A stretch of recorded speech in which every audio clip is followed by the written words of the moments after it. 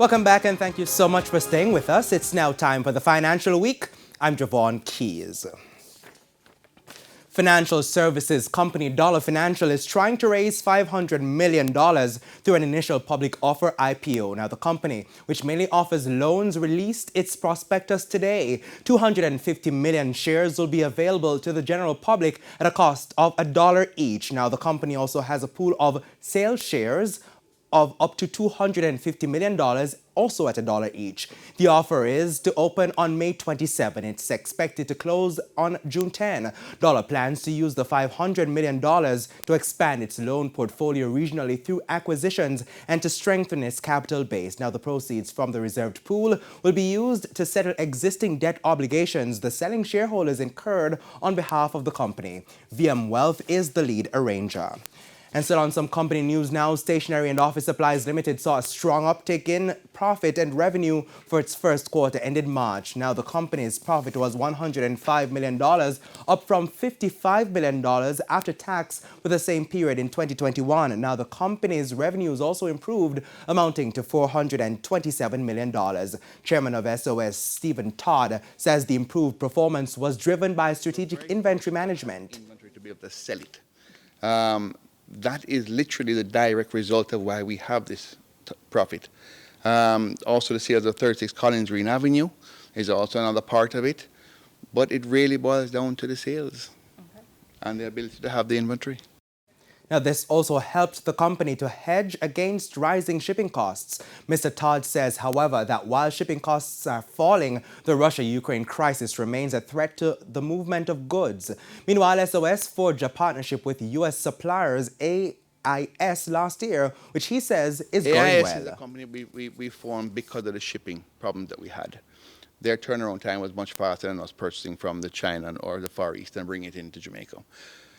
We subsequently joined their partnership, I believe, in January of this year, which we found what we felt was very strategic.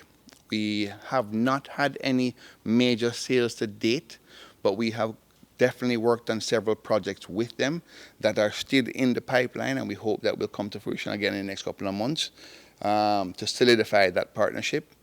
We do and are looking at now new lines of furniture that will come into fruition in the next 2 to 3 months that we have more economical, more affordable, and just as good quality.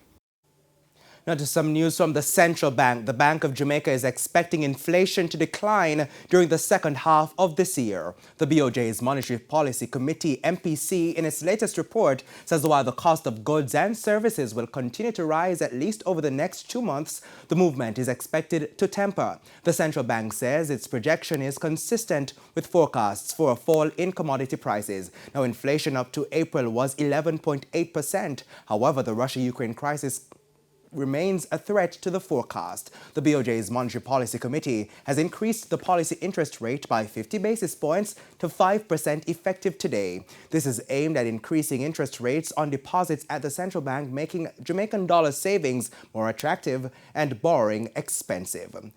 And to the currency market, the US dollar is being sold for an average $155.28. $121.47 is the going rate for the Canadian dollar, $193.53 for the pound, while the euro is costing an average $166.61.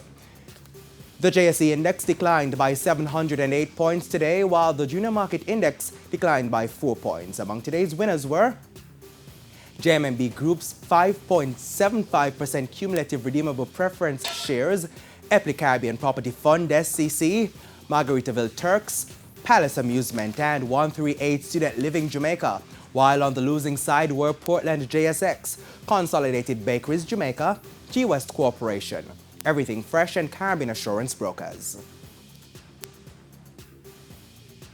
And that's it for the Financial Week. I'm Javon Keys. Have a great evening. But as we go to the break, please take a look at what's to come in the Business Review on Sunday, and then Herman will have the regional and international roundup.